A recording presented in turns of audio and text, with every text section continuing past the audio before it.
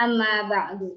Yang terhormat Ibu Kepala Sekolah SDIT Al-Khairiyah, Ibu Rise Luginawati MPD, yang terhormat pemateri kita dari Insan Q, Ibu Dr. Anda Sugiyarti MKes Psikolog, serta yang saya hormati para peserta seminar Kiat Orang Tua Menjaga Kondisi Mental Anak ketika Pembelajaran di Masa Pandemi.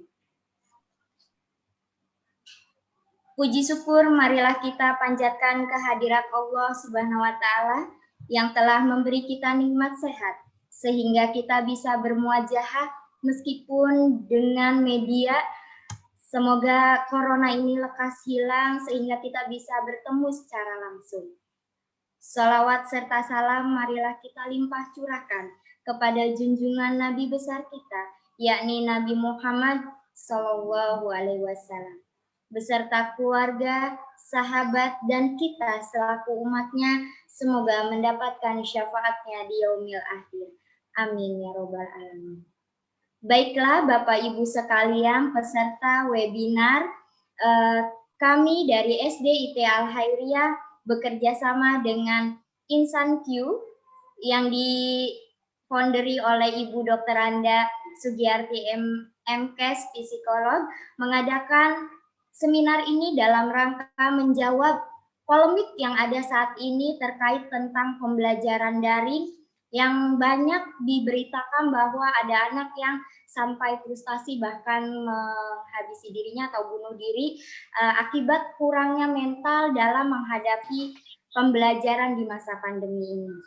Baiklah, mari kita awali webinar dengan tema Kiat Orang Tua Menjaga Kondisi Mental Anak ketika Pembelajaran di Masa Pandemi. Kita mulai dengan membaca lafaz basmalah. Bismillahirrahmanirrahim. Baik, acara selanjutnya yaitu sambutan dari Kepala Sekolah SDIT Al-Khairiyah kepada Ibu Rise Luginawati MPD. Kami persilahkan. Baik, Assalamualaikum warahmatullahi wabarakatuh. Bapak Ibu yang di sana, terdengar suara saya? Apabila terdengar, mohon acungkan jempolnya. Apabila tidak, seperti ini ya. Terdengar suara saya? Oke. Oke, baik, terima kasih. Suara saya sudah terdengar di sana. Assalamualaikum warahmatullahi wabarakatuh. Waalaikumsalam warahmatullahi wabarakatuh. Ya, puji dan syukur marilah kita panjatkan kehadirat Allah Subhanahu wa taala karena berkatnya lah kita pada hari ini bisa bertatap muka walaupun secara virtual ya Bapak Ibu. Tapi mudah-mudahan tidak mengurangi kekhidmatan acara ini. Ucapan terima kasih sebesar-besarnya kepada para peserta yang ada di webinar ini. Tidak lupa kepada Ibu Dr. Anda Sugiyarti sebagai founder Insan Q yang telah bekerja sama dengan kami untuk memberikan materi pada kesempatan ini sehingga bisa menjawab kepanikan orang tua di rumah pada saat pembelajaran di masa pandemik ini. Terima kasih juga kepada seluruh panitia yang telah mensukseskan acara ini. Semoga kita semua selalu diberi kesehatan meskipun dalam kondisi yang serba mencekam ini, tapi harapan saya semua yang ada di webinar ini selalu dilindungi oleh Allah Subhanahu wa taala. Terselenggaranya acara ini adalah tidak lain adalah untuk menjawab kepanikan orang tua akan anak-anaknya karena sudah dari bulan Maret sampai sekarang pembelajaran secara daring dilaksanakan sehingga tidak sedikit orang tua yang mengeluh terkait sikap dan mental anak yang sudah mengalami perubahan. Mudah-mudahan kita di sini bisa mengambil hikmah dari apa yang akan disampaikan oleh Ibu Dr. Anda Sugiyarti, dan harapannya juga kita sebagai orang tua bisa tetap menjaga anak-anak meskipun dalam kondisi yang serba mencekam ini. Harapan saya, semoga apa yang akan disampaikan beliau bisa kita terapkan dalam kehidupan kita, dan kita sebagai orang tua tetap menjaga anak kita sebagai amanah dari Allah Subhanahu wa Ta'ala. Mungkin itu saja yang bisa saya sampaikan pada kesempatan ini. Saya katakan di sini ibu-ibu semua adalah ibu-ibu hebat karena mau dan ikut bergabung untuk menggali ilmu yang akan disampaikan kepada pemateri yang insya Allah bermanfaat bagi kita semua. Kurang dan lebihnya saya ucapkan terima kasih. Mohon maaf atas segala kekurangan. Wassalamualaikum warahmatullahi wabarakatuh. Waalaikumsalam warahmatullahi wabarakatuh. Terima kasih kepada Ibu Kepala Sekolah SDIT Al-Khairiyah, Ibu Rise Luginawati MPD yang telah memberikan sambutannya.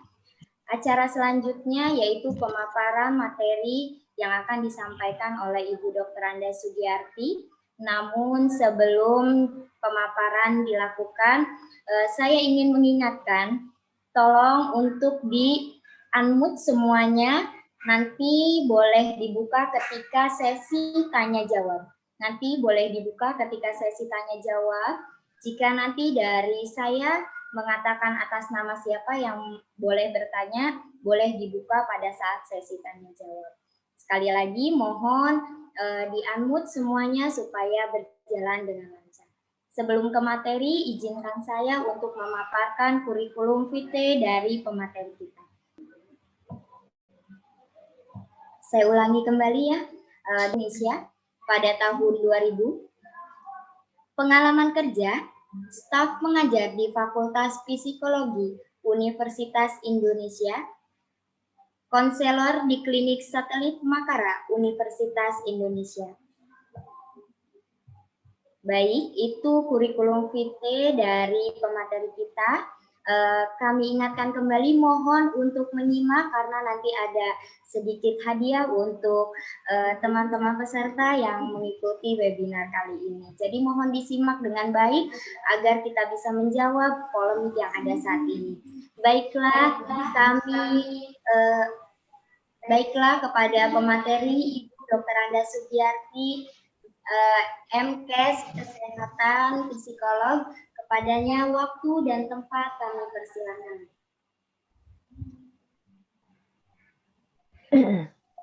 Ya, Assalamualaikum warahmatullahi wabarakatuh. Terdengar suara saya? Warahmatullahi wabarakatuh. Terdengar. Iya, terdengar ya. Terima kasih ini atas kerjasamanya ya dalam webinar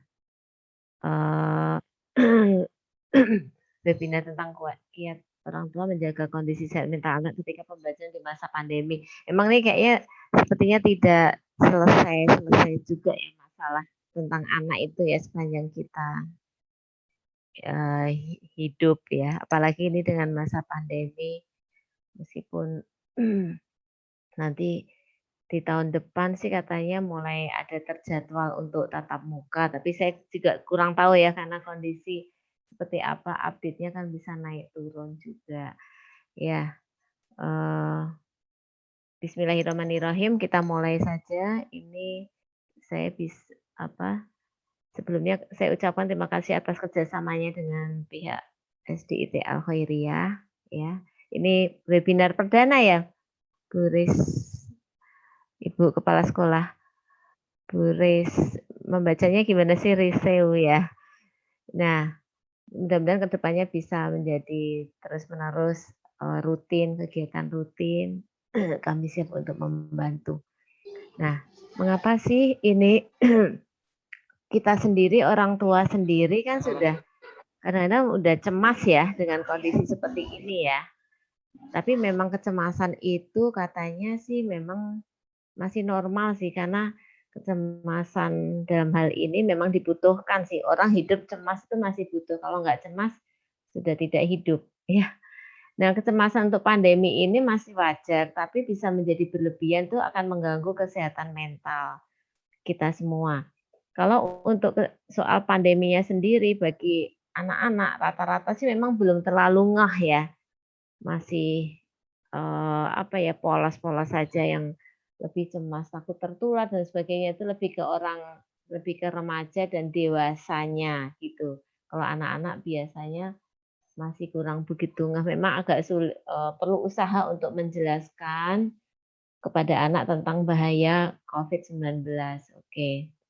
Tapi yang sekarang ini adalah mau tidak mau kita keseharian jadi menghadapi anak-anak dengan pembelajaran di rumah. Termasuk hari ini lagi PAT kan, penilaian akhir. Kok PAT? Penilaian akhir semester, pas. Termasuk saya juga tadi minta nggak jadi ke SDIT Al-Khairiyah karena sambil mendampingi anak saya juga sih. Meskipun tidak memberikan jawaban ya. Nah, itu repotnya mendampingi tidak selalu harus membantu memberi jawaban. Nah, di antara kita ada nggak yang membantu sambil menjawab soal ini PAS? Ada nih? Oke, ya udah kita lihat ya. Nah, ini latar belakangnya, mau nggak mau jadi ya sulit, terjadi social distancing, bahkan bisa juga kontak fisik dengan keluarga dan kerabat juga perlu hati-hati. Misalnya kalau kita orang tua dari bepergian, misalkan pergi di toko dekat rumah pun atau di toko sekitar masih Cilegon, tetap kalau di rumah saya sudah mitigasi sih masuk rumah. Memang tadinya diusahakan untuk lewat gudang ke belakang, ke kamar mandi belakang untuk ganti-ganti, sehingga rumah itu cenderung lebih steril lah ya. Atau misalkan harus masuk rumah, segera ke kamar mandi, ganti baju, mandi, keramas dan sebagainya. Tidak bisa keluar dari rumah langsung meluk anak, seperti itu. Nah, termasuk akhirnya juga pembelajaran jarak jauh ya ini oleh daring. Meskipun sudah terjadi habituasi barangkali ya, karena sejak 16 Maret itu sudah mulai daring ya kalau di kampus saya. Jadi sebenarnya udah penyesuaian, tapi meskipun udah lama tapi juga tetap masih jadi problem juga. Nah, problem yang utama adalah ya tadi kita bisa bahas juga ya. Ini pada anak-anak yang usianya lebih kecil kayak apa ya? Karena kalau di perguruan tinggi mahasiswa saja juga bermasalah. Ada pada masa pandemi yang pertama, yang semester 1, itu beberapa mahasiswa aja ngilang tanda kutip. Sehingga nilainya E. Nah, kenapa? Padahal lebih enak ya belajar di rumah. Seperti itu ya, bisa sambil misalkan kalau nggak harus on cam bisa sambil di tempat tidur dan sebagainya. Tapi ternyata itu jadi problem. Biasanya pada kasus-kasus yang saya hadapi, pandeminya bukan problem utamanya, tapi menjadi pencetus atau trigger untuk masalah lainnya. Kalau dia punya masalah yang sebelumnya. Ini pada orang di remaja dan dewasa ya. Nah, oke. Ini pada masa pandemi ya tadi ya. Katanya survei dikatakan bahwa COVID-19 dikhawatirkan mempengaruhi kemajuan anak-anak di tanah air. Memang terbayang ya, misalkan matematika itu biasanya 8 jam 1 pekan. Tapi sekarang jadi mungkin hanya 60 menit pun tidak efektif. Banyak yang asinkronus. Asinkronus itu adalah tidak tatap muka dengan pemberian tugas-tugas. Kalau sinkronus, gurunya itu ceramah, harus ada komunikasi interaktif. Tapi dalam jadi dilematis ya, kalau banyak sinkronus, kuota juga terserap banyak. Tapi ini oleh Kementerian Pendidikan itu juga sudah diberi bantuan kuota sih ya sebetulnya. Jadi memang kalau sinkronus tatap muka sebenarnya maksudnya nggak jadi masalah. Nah, tapi kebanyakan memang asinkronus, memberikan tugas-tugas yang dikerjakan. Nah, ini menjadi tugas siapa ini?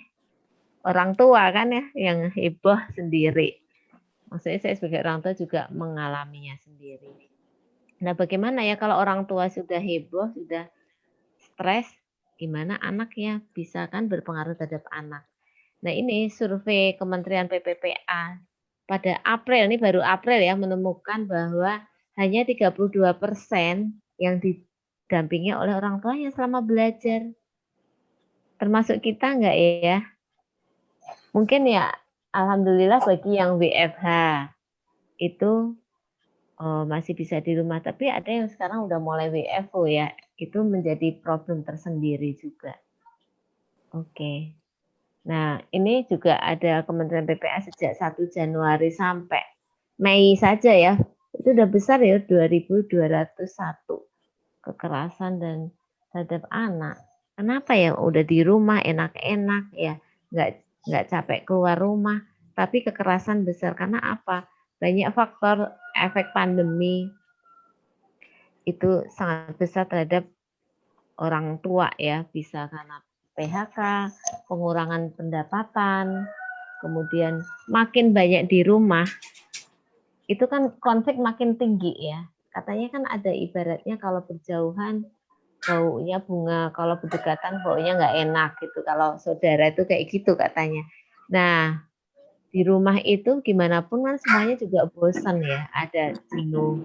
Tapi nah tadi tergantung dari kebosanan, dari persepsi masing-masing dan bagaimana menginterpretasi dan mengelola kebosanan itu supaya tidak memburuk. Oke, tidak dipungkiri bahwa sebenarnya 95% keluarga stres ya akibat pandemi, tapi stresnya itu tidak selalu negatif loh. Stresnya ada dua. Stres itu bisa berdampak positif, namanya eustress. Kalau stres yang berdampak negatif bisa menghambat fungsi-fungsi pikiran kita, menjadi menghambat emosi kita, itu menjadi distress.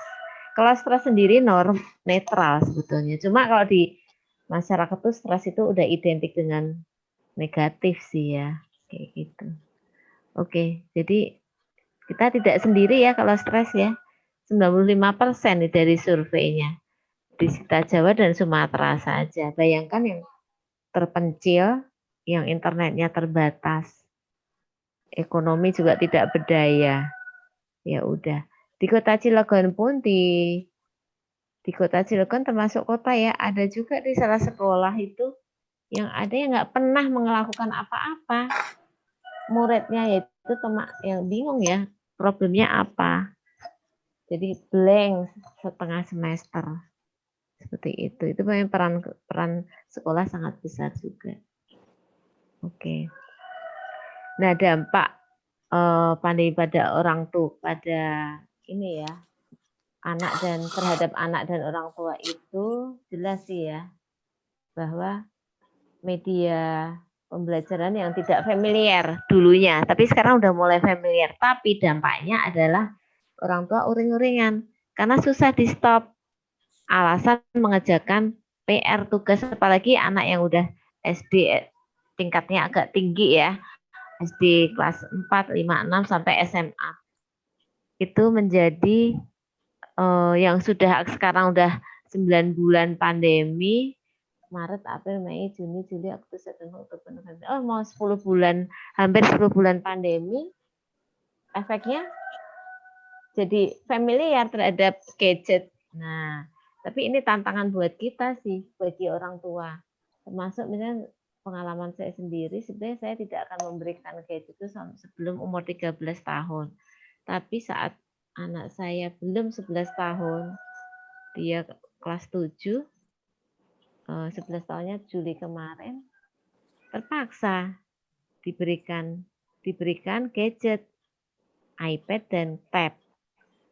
Aduh ya, itulah makanya harus pandai-pandai kita untuk disiplin, konsekuen, sehingga mengambil tab dan misalkan apapun itu sesuai dengan jadwalnya seperti itu. Oke ya. Silahkan mungkin dibantu untuk admit ya Bu ya, saya biar konsentrasi. Oke, kemudian anak usia sekolah mudah bosan dan tidak bisa duduk tenang biasanya. Namanya di rumah sendiri. Nah ini jadi tantangan juga bagi kita. Apakah ibu-ibu mewajibkan untuk mandi kah anaknya? Coba. Angkat tangan. Siapa yang menyuruh anandanya mandi? Untuk sebelum, oke. Oh semuanya ya, alhamdulillah. Terus pakai seragam? Tidak semuanya sih sekolah memberikan seragam ya. Pengennya akhirnya pada pakai daster gerah gitu ya. Terus kalau yang punya AC di kamar, jadi efeknya rekening listriknya melonjak ya, karena AC dari bangun tidur nggak dimatikan sampai sore.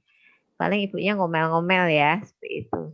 Nah, banyak distraksi di rumah juga. Oke kan ya, yang televisi, yang ada tamu, ada yang tadi saya ada tamu juga itu distraksi. Karena tamu nggak bisa, jangan. Mungkin akan lebih baik sekarang lebih asertif kali ya. Jadi nggak kayak ini seperti kalau di rumah sakit kan atau kalau toko-toko kan sedang sholat Jumat. Kayaknya rumah sekarang harus begini deh di new normal ini. Ditulisin nih, ada ini sedang Zoom, sedang meeting, sedang webinar, sehingga nggak boleh masuk rumah. Kayak gitu. Bisa jadi dikasih karton untuk dicantolkan di depan pintu gitu. Soalnya repot nih, anak lagi PAS gitu, sehingga nggak bisa tamu, nggak jadi. Tapi agak lebih baik, lebih sopan kalau gini, tamu silakan WA atau tunggu sekian jam sekian kayak gitu. Nah kita menjadi sangat kreatif sih menghadapi hal ini ya. Nah ini dampaknya bagi anak. Oke. Terus bagi orang tua juga ya multitasking, orang tua perlu berkomunikasi dengan guru dan sebagainya. Nah, jadi urusannya bertambah. Ya, grup WA kayak grup lain kelas kan jadi aktif tuh. Jadi rame gitu karena ya tadi komunikasi efektif ya lewat grup kelas, grup dengan yang wali kelasnya kayak gitu. Bahkan kalau anak yang orang tua yang bekerja harus multitasking. Katanya ya ini pengetahuan juga multitasking itu sebenarnya nggak ada sih. Orang tuh nggak bisa multitasking sebetulnya. Yang ada adalah akan membagi fokus. Sehingga kalau terbagi fokus ya nggak efisien sih sebetulnya. Tapi memang jadi kalau orang tertantang untuk multitasking itu bisa membagi waktu dan energi dengan speed yang lebih cepat supaya waktu pengerjaan lebih tercapai seperti itu. Nah ini ya dampak pada orang tua dan murid. Nah ini baru saja saya dengar nih ini Menteri Sri Mulyani ya Bu Sri Mulyani membuat aturan rapat di lingkungan Kementerian Keuangan ini baru saja pagi ini menyelenggarakan rapat di luar jam sekolah katanya. Nantinya tidak ada alasan dari orang tuanya untuk tidak mendampingi anaknya belajar. Tuh, kayaknya dipelopori oleh Menteri Keuangan. Sudah ada yang dengar nih? Jadi begitu. Sudah. Ya, oke. Nah, jadi sebenarnya nggak ada lagi ya alasan hanya 32% tadi. 32% tadi untuk hanya mendampingi anak. Jadi harusnya 90% mendampingi anak. Nah, oke, kita bahas ya. Karakteristik anak usia itu gini mulai dari 4-6 kan mau SD nih. Kalau mau SD itu ya tadi belum bisa abstrak intinya. Kemudian dengan belum bisa interaktif dan sebagainya, ini lebih pusing lagi nih. Kalau udah ada anak orang tua yang punya anak balita, sekolah TK, ditambah lagi SD, SMP, SMA. Katanya saya pernah dengar teman saya, anaknya 3 SD, SMP, SMA, laptopnya harus 3. Karena lebih nggak enak ya kalau pakai HP ya. Oh, jangan beristilahnya itu ya. Oke, nah ini, nah kalau karakteristik anak sekolah dasar itu, ingat nih, makanya yang saya fokuskan sekolah dasar ini sangat menjadi mungkin tidak sehat mental, masih terganggu kesehatan mentalnya karena apa? Mulai untuk berperilaku sosial bermasyarakat, dorongan untuk bergaul dengan temannya, bahagia apabila diterima dalam kelompok, memahami pikiran dan perasaan kelompok, ini sangat besar sekali. Nah ini kalau dalam kasus-kasus konseling itu biasanya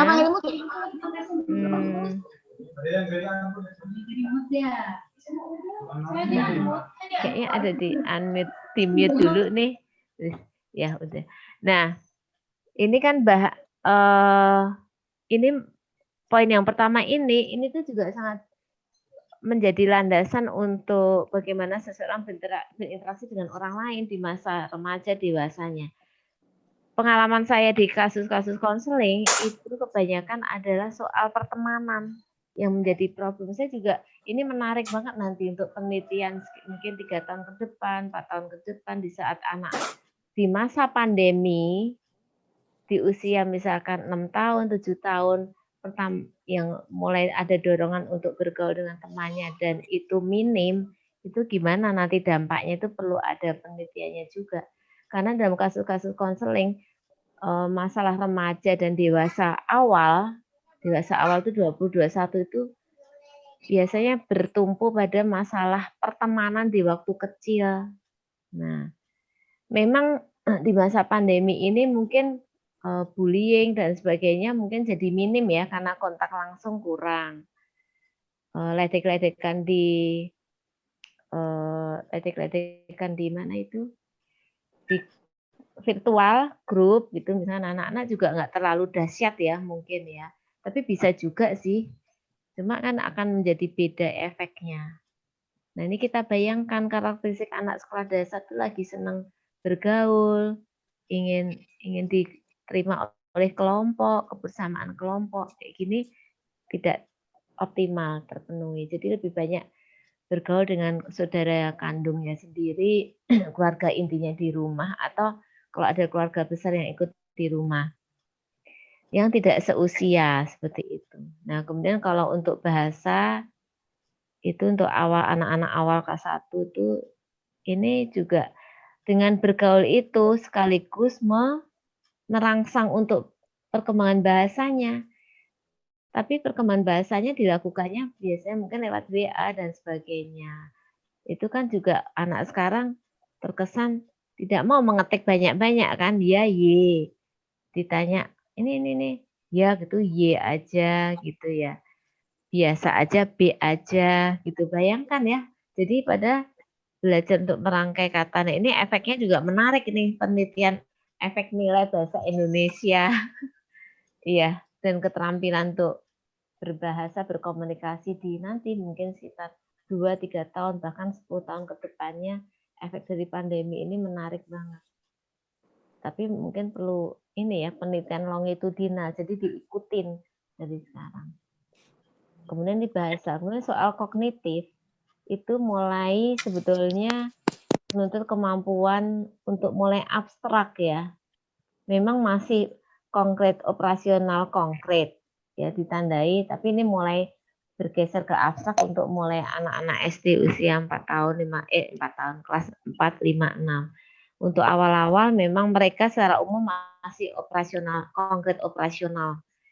Tapi dimulai dari kemampuan bisa mulai dari klasifikasi, menyusun, mengasosiasikan angka, memecahkan masalah yang sederhana. Nah ini bayangkan kalau hanya di rumah aja dan kita kurang stimulasi di rumah. Ini menjadi 3 hal pokok perkembangan dasar anak usia SD. Nah, belum pada diri anandanya sendiri kan ada bosan tadi ya masalahnya. Nah, lalu apa yang nanti kita lakukan? Nah ini kalau pendidikan anak usia dini kan kayak gini nih, ya banyak eksperimen ini jadi masalah. Makanya mungkin SDIT Al-Khairiyah mungkin kan harus paham nih PAUD bagaimana efek pandemi terhadap anak-anak PAUD. Nah, lulusan PAUD yang sekarang masuk ke SD itu akan jadi unik sekali ya, itu nanti. Oke, ini kan transisi berarti anak SD bakal SDIT Al-Khairiyah kan produk dari pembelajaran jarak jauh saat di TK kan, ya. Belum lagi nanti anak-anak yang kelas 1, kelas 2, dan kelas 6 ya, yang sudah pandemi 1 semester kemudian menjadi kelas, itu juga menarik nanti. Nah ini juga kalau SD kan lebih banyak juga penekanan sama sih akademis maupun perkembangan emosi dan sosial. Nah ini jadi penekanan akademis pasti kan berkurang dari sekolahnya. Dari segi waktu minim. Banyak asinkronus tadi sih, belajar mandiri, didampingi oleh orang tua. Dan perkembangan emosi dan sosialnya ini jadi agak kurang tercapai, makanya ada kekhawatiran ada learning loss, kehilangan pembelajaran. Pada waktu sebelum pandemi aja learning loss tuh ada pada kelompok masyarakat yang tidak berdaya ekonomi. Karena mereka tidak bisa lanjut sekolah, karena tidak punya biaya. Udah digratiskan, tapi kan butuh ongkos, butuh jajan. Nggak usah jajan. Ada sih memang kalau nggak jajan, bakal di rumah. Tapi seringkali malah orang tuanya kalau nggak paham gizi, nggak masak di rumah. Seperti itu. Nah ini yang mengkhawatirkan adalah kalau untuk akademis saja sudah jelas berkurang ya. Tadi kan, nah tapi ini yang perkembangan emosi dan sosial ini, di mana sumbernya? Guru bisa nggak? Mungkin guru bisa menyampaikan soft skill saat sinkronus. Sinkronus itu seperti ini loh, tatap muka dengan daring. Tapi misalkan kita, ayo nak, kok belum terlambat 10 menit. Nah itu stimulasi perkembangan sosial ya, supaya disiplin seperti itu. Tapi kan sangat minim. Kan paling satu guru hanya 60 menit, tidak efisien juga, mungkin hanya 40 menit. Ya udah buyar kemana-mana. Kalau malah sebagian juga, mungkin termasuk anak saya juga nyambi-nyambi, saya lihat. Nggak mantengin gurunya, nyambi ngecelek, karena dunia ada dalam genggaman, nge-Google kayak apa. Ya nggak bisa dikontrol kalau nggak orang tuanya menegur seperti itu. Nah ini perkembangan emosi dan sosial dari pihak sekolah udah jadi minim banget. Tapi ya tadi tidak dipungkiri ada guru-guru yang tetap menyelipkan tuh stimulasi perkembangan emosi dan sosial meskipun dengan melalui daring.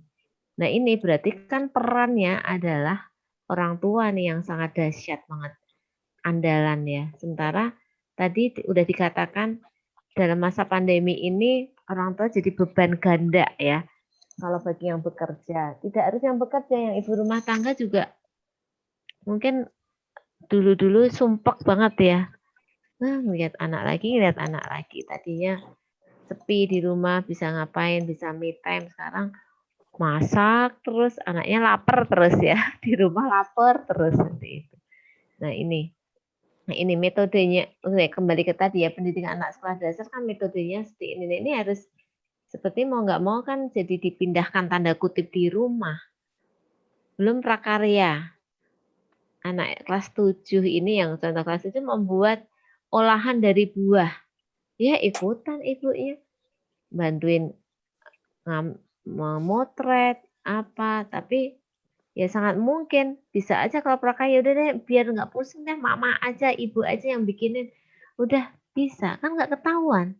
Nah itu gimana tuh dampaknya tadi terhadap perkembangan emosi dan sosial? Bahaya banget kalau gitu-gitu terus jadinya bentuk tanggung jawab, belajar konsekuensi. Ya itu menjadi sangat minim. Ngeri deh, pokoknya nggak terasa kadang-kadang kita juga berikan investasi yang negatif bagi anak kita ya, karena terlalu banyak membantu dan sebagainya. Karena ibunya udah stres, bapaknya udah stres. Ngapain sih nungguin udah habis waktu ini, saya kerjakan aja, kalau nggak beli aja deh. Udah dipotret-potret, ambil aja dari internet, mana di. Apalagi kalau orang tua bilang gini, mana sempet sih gurunya ngecek, paling nggak dicek gitu. Padahal dicek itu, ya. Oke. Nah, kayak gini ya, makanya sebetulnya mau nggak mau pembelajaran saat pandemi itu harus terus dioptimalkan. Ya, karena tetap harus tercapai. Kalau nggak learning loss tadi. Ya. Jadi untuk saya lagi nyetak. Siapa ini ya? Ya, jadi Mau untuk nyetak perkembangan. Enggak, saya sengaja. Iya. Ini perkembangan untuk emosi anak usia prasekolah dan usia sekolah ini juga itu ya. Itu Mbak. Lagi bikin habis banyak.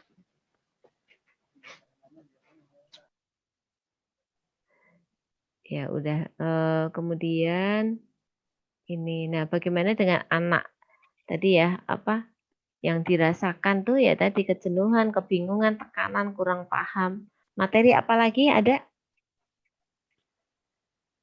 Selain ini apa lagi nih? Silakan, boleh bicara. Halo, ada? Boleh unmute, kira-kira ada lagi selain ini nih kan antara lain ya. Dengan kondisi di rumah tuh jenuh, bingung, kadang-kadang kebingungan untuk pelajaran, kebingungan mau ngapain, seperti itu. Pulsa nggak ada kali Bu. Pulsa. Oh iya ya, kuota, pulsa kayak gitu ya. Oke, banyak lagi ya, bahkan bisa kurang paham materi.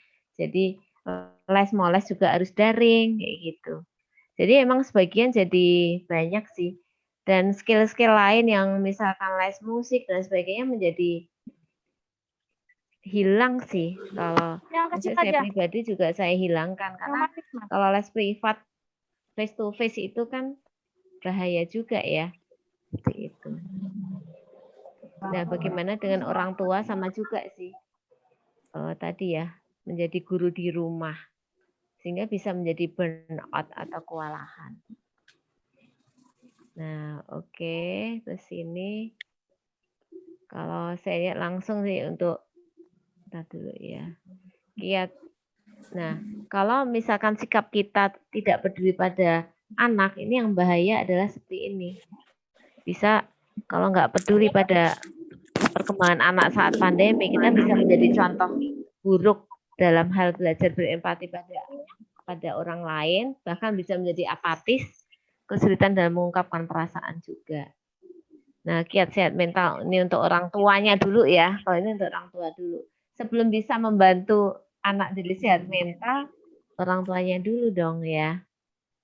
Ini kalau orang tua itu, kalau nggak, maksudnya harus minta bantuan buat jadwal self-care dan batasi paparan media. Ini bisa ya, batasi paparan media.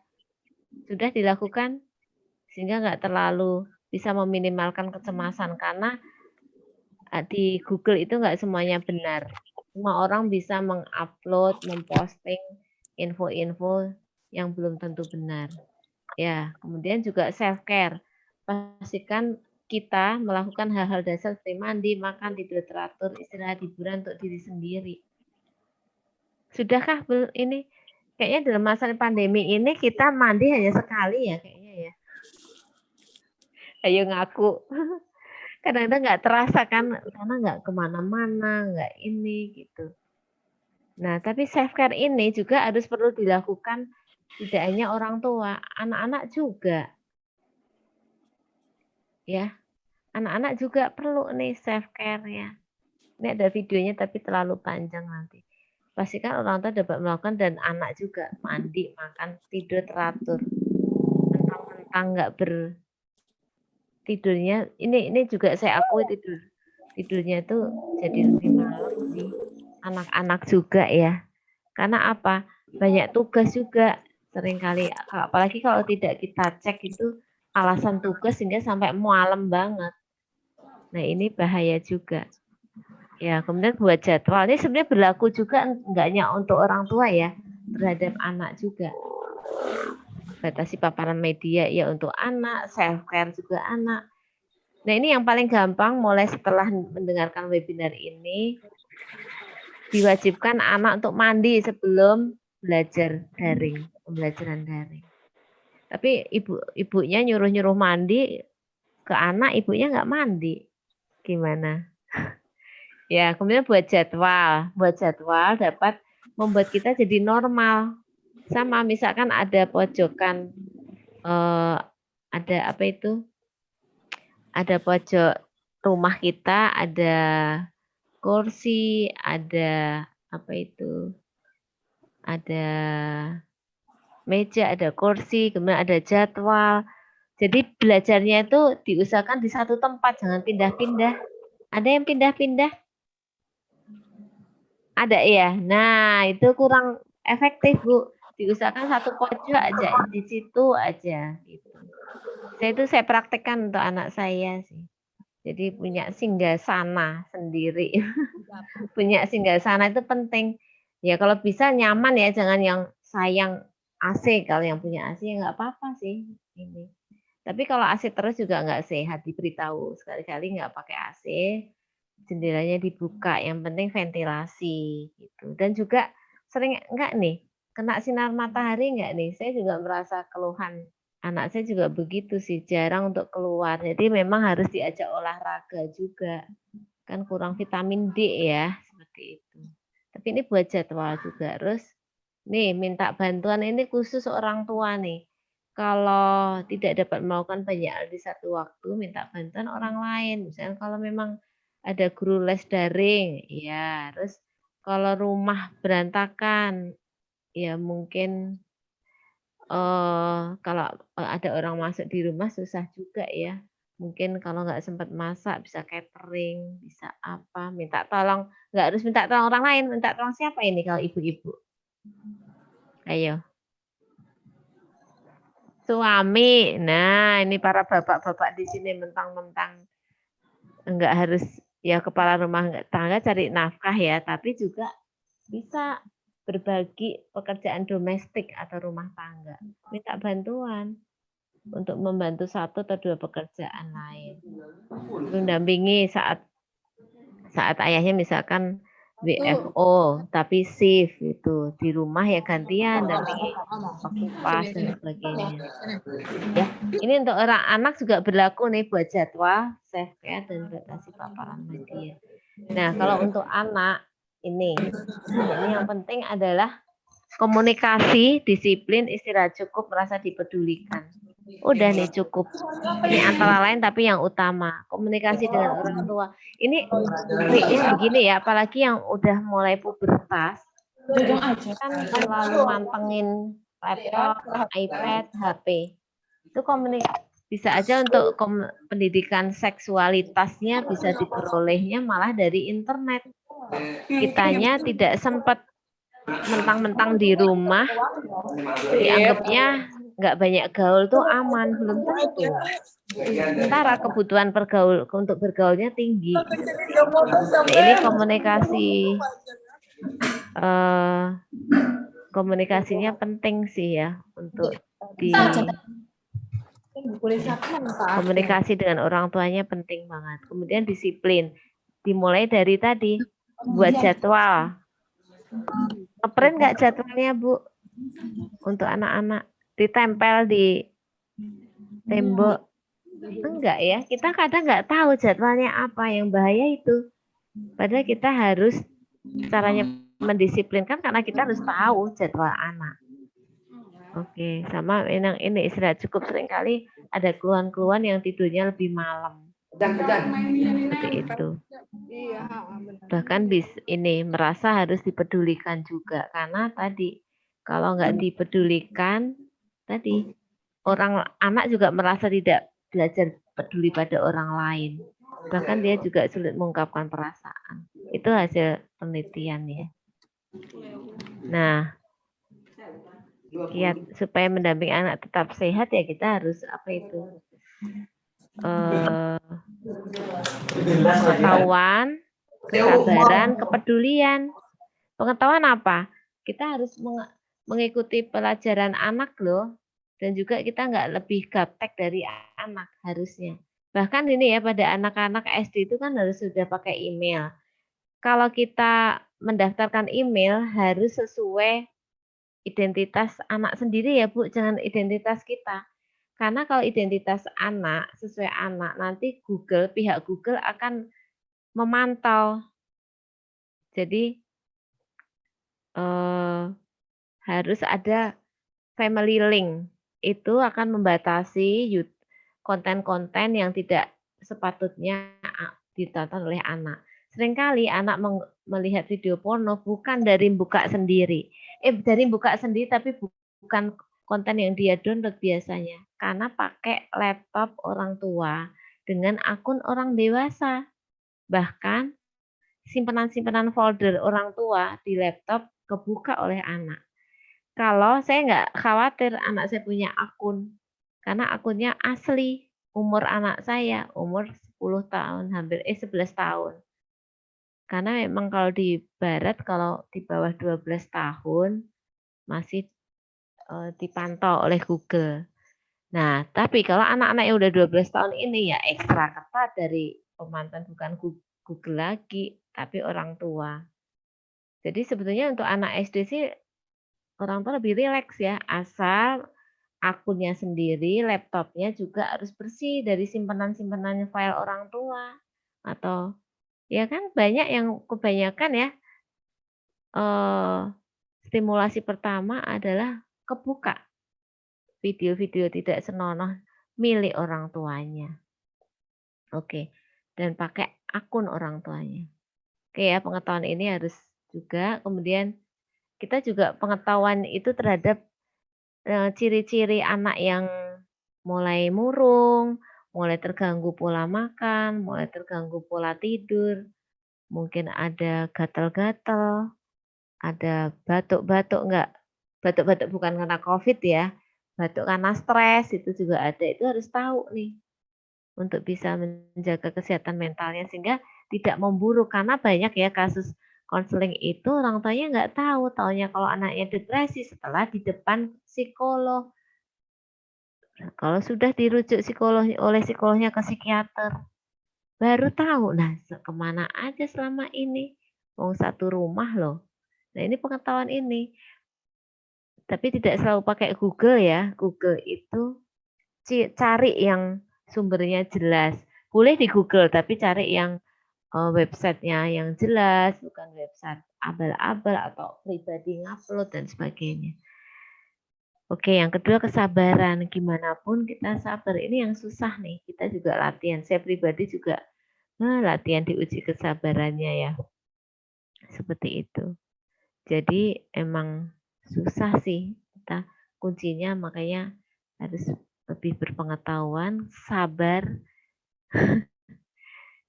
Pandemi ini nggak sabar ya. Oke, dan kepedulian. Kepedulian itu untuk banyak hal. Kepeduli dimulai dari ya tadi perbedaan tingkah laku anak, perbedaan kebiasaan anak. Sehingga misalkan pakai laptop orang tua kok tiba-tiba suka ngunci pintu sendiri, menyendiri, ternyata misalkan bermasturbasi kayak gitu. Nah, ini kita yang tahu harusnya orang tua dulu, bukan psikolognya. Nanti begitu. Kalau sudah jadi masalah, memang butuh waktu panjang. Nggak kayak dokter, misalnya nggak kayak flu biasa gitu ya. Kalau pusing, minum paracetamol, udah enakan. Tapi kalau masalah-masalah kesehatan mental jadi lama. Oke, tip orang tua itu ya tadi pahami 3P. Pahami anak, peduli, puji. Anak itu bukan miniatur orang dewasa. Tapi anak ya anak. Belum paham bahasa anaknya aja umur 12 tahun baru belajar paling 12 kata dalam satu kalimat. Kalau kita udah banyak kan ya. Pahami anak, peduli dan puji kalau dia ini boleh kalau misalkan anak kan jadi stres nih di pandemi ini pembelajarannya. Kita pahami kesulitan anak, kita peduli mana yang kita bisa bantu, tapi tidak menjadi dependen tergantung pada kita. Puji kalau dia, "Ih, bagus nih Kakak." Mungkin bisa kalau anak yang lebih kecil, kalau bisa selesai tugas, eee, utuh, kasih bintang. Nanti bintangnya dikumpulkan atau tanda. Kalau udah 10 bintang bisa ditukar es krim, seperti itu. Tapi emang butuh yang tadi, kesabaran. Seringkali kita nggak sabar sih ya. Oke, saya kira cukup. Terima kasih. Mudah-mudahan berkenan ya. Ini saya juga sambil nanti tanya jawab, saya akan tayangkan pentingnya pause. Oke ya, bentar. Halo, mungkin sambil kalau tanya jawab buka ini atau apa ini, Bu Tatu? Untuk tanya jawab itu bisa secara langsung, tapi nanti kuis itu melalui chat. Oke. Nah, sekarang ini saya akan tayangkan sedikit aja ya. Bentar. Mana sih? Oh, bentar. Sambil berpikir untuk ini ya. Ini saya tayangkan ada waktunya, pernah nggak ini pause? Pause pernah nggak nama pause? PAUSE. Jeda. Pernah dengar jeda? Atau enggak gini, ada yang suka apa itu?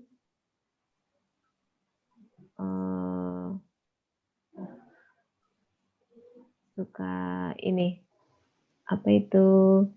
Yoga? Tidak, Bu. Tidak Bu. ya? Tidak suka, saya juga tidak sih. Ya, ini saya coba ini kita lakukan pause seperti yang di waktu itu sih. Bentar.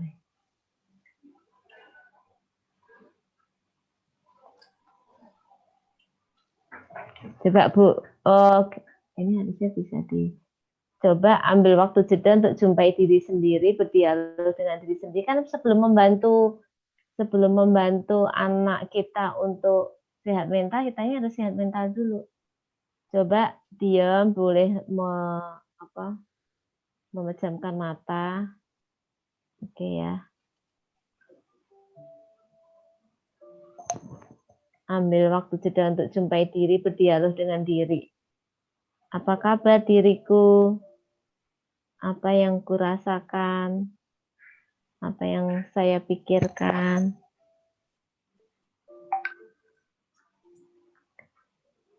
Rasakan tubuh.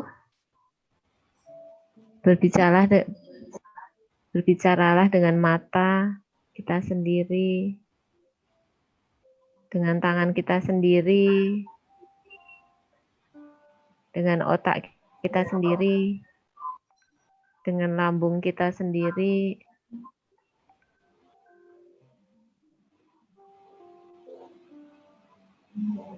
Sudahkah kita peduli dengan tubuh kita?